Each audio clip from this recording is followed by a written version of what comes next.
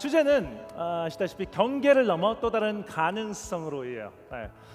수많은 경계들이 있어요. 여러분들 살아가는 데 있어서의 경계들이 있는데 그걸 넘어서 그거를 깨부시면서 그걸 저항하면서 어떻게 새로운 가능성을 찾아낼 수 있을까, 그 이야기를 본격적으로 해볼까 합니다. 스티브 잡스의 사과는요, 물론 스티브 잡스라는 사람으로 많은 이야기를 할 수 있고 담론이 많겠지만 저는 한 가지에만 집중하려고 합니다.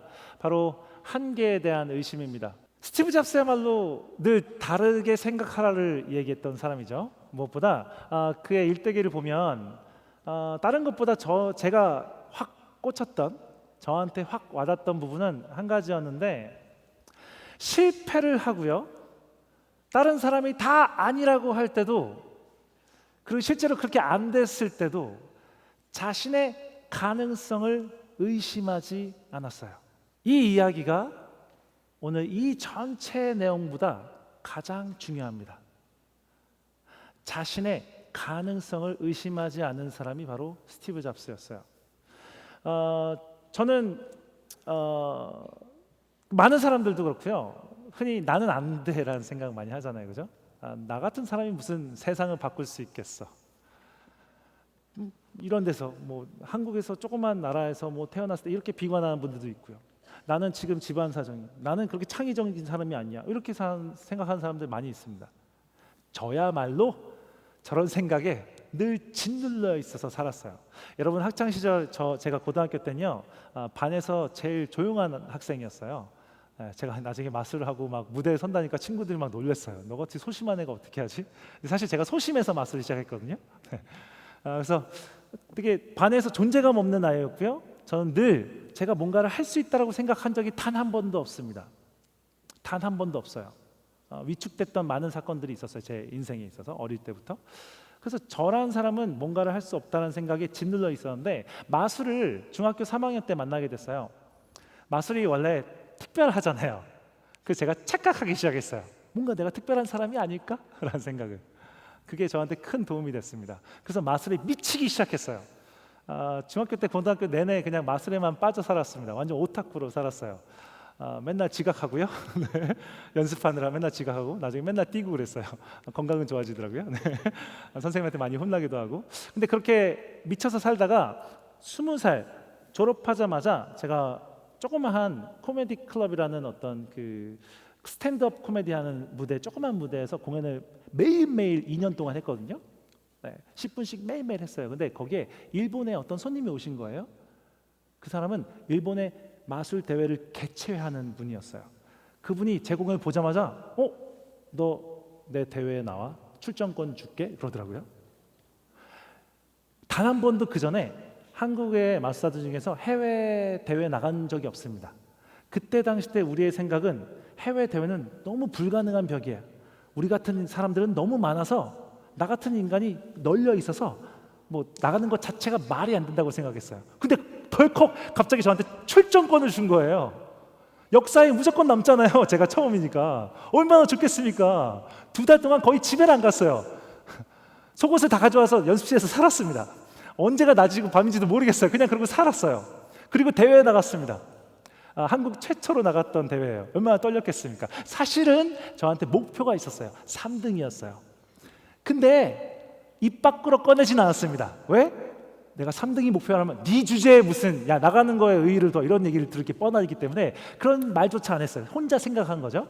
그리고 대회 나가서 제 한국 최초의 처녀 출전이기도 했지만 제 인생에서 첫 도전이었어요. 전 저런 도전을 해본 적이 없는 인간이라고 했잖아요. 첫 도전에서 제가 갑자기 1등을 해버립니다.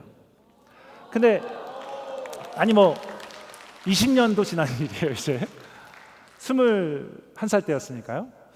한국에 딱 왔어요. 1등 상을 들고. 그때 막 박세리, 박찬호 막 이렇게 막 열풍이었을 때 나 난리 났어. 이제 죽었어. 마술계 어떤 사람이 딱 나왔어요. 우와, 기자들이 와서 어떻게 된 거예요? 도대체 어떻게 그럴 수 있었습니까? 그런 거 없어요. 아무도 없었어요, 기자들이. 제가 알리질 않아서 다들 제가 1등한지도 몰랐어요. 바뀐 게 하나도 없어요, 저의 일상은. 근데 한 가지가 바뀌었어요. 그 한 가지의 생각이 바뀌면서 저는 제 삶의 방향을 바꾸기 시작합니다. 조금 바꿨는데 저의 삶의 인생의 궤적이 바뀌었어요. 그래서 불가능하다고 생각하는 모든 것에 도전하기 시작했어요. 한국 사람들이 생각하는 한국 마사가 못하는 게 뭐지라는 생각을 계속 부시기 시작했습니다. 그거에만 제가 꽂혀서 20년을 살았어요. 그 하나의 생각, 단 하나의 생각은 이거예요. 할 수 없다라는 생각에서 할 수 있다라는 생각으로 바뀌었던 아주 작은 차이예요. 사실 되게 간단한 차이일 수도 있어요. 되게 간단한 차이일 수도 있습니다.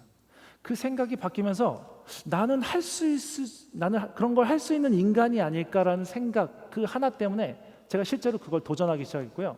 실제로 그런 것들을 만들어가기 시작했습니다. 물론 실패할 때도 있었죠. 당연히 있었죠. 또 괴로울 때도 있었죠. 그런 하나하나들을 도전해가면서 제 삶의 궤적을 바꾸면서 많은 것들을 변화시켰습니다. 어떻게 보면 그 전에 제가 이 상을 타기 이전과 이후는 완전히 그냥 다른 사람일 수도 있어요. 네. 여러분 혹시 데미안이라고 소설책 읽어보셨어요? 네, 청소년 권장 도서라고 예전엔 그랬는데 지금은 잘 모르겠네요. 어른이 보기에도 너무 좋은 책이에요. 그 데미안이라는 책 나중에 꼭 보세요. 네, 데미안 책이란 서문에 이렇게 나와요. 모든 인간은 자기 자신 이상이다. 자, 여러분들 한번 말해보세요. 다 같이 따라해보는 거예요. 나는 나 자신 이상이다. 여러분은 여러분 이상이 될 수 있어요. 여러분이 생각하는 그 이상이 될 수 있어요. 이 생각을 갖고 있느냐 없느냐의 차이예요. 근데 제가 여기에서 여러분 착각하지 마세요. 오해하지 마세요. 여러분들은 뭐든지 할 수 있어라고 얘기하는 게 아니에요. 나는 뭐든지 할 수 있어라고 생각하는 게 아닙니다. 제가 생각하라는 건 여러분들이 자신의 가능성을 믿으라는 거예요. 여러분의 잠재성이 있어요. 모든 사람은 자신의 잠재성을 가지고 있는데 그걸 발견하느냐 발견하지 못하느냐의 싸움이에요. 인생이라는 건 제 생각엔 인생이라는 건 자신의 가능성을 찾아가는 과정이에요. 그러면 자신이 할 수 있는 인생의 스펙트럼이 엄청 넓어집니다. 자신이 하고 싶은 걸 찾게 되고 자신의 잠재성을 찾게 되면 어떻게 되느냐? 자신이 원하는 삶을 살아요. 알겠죠? 자신이 원하는 삶을 사는 게 성공하는 거예요. 성공이 돈을 벌고 이런 게 아니고요. 성공이라는 건 그때만 있을 뿐이에요. 실패도 그때만 있을 뿐이지만 내가 원하는 삶을 사느냐 못 사느냐는 내 잠재성을 찾아내느냐 못 찾아내느냐예요. 근데 하다 보면 나는 안 되는 인간인가 보다 하고 쉽게 좌절해 버린단 말이죠. 그때는 이건 내 잠재성이 아닌가 보다 라고 생각하셔야 돼요. 반드시 여러분의 잠재성은 있어요. 그걸 믿으셔야 됩니다. 그게 없다고 생각하는 순간 여러분들은 원하는 삶을 살 수가 없어요. 알겠죠? 그래서 한계를 발견할 때가 이럴 때예요. 아까 잠깐 보셨지만 계획하고 준비하고 막 열심히 해서 연습하고 했는데 떨어지지 안 돼요. 망해요. 실수 하나라도 망할 때가 있죠. 그럼 어떻게 될까요? 도전했는데 실패하면 어떨죠? 아픕니다. 너무 힘들어요. 근데 아플 때 그때 이 생각을 한번 해보세요. 여러분 제 말을 잘 기억하세요.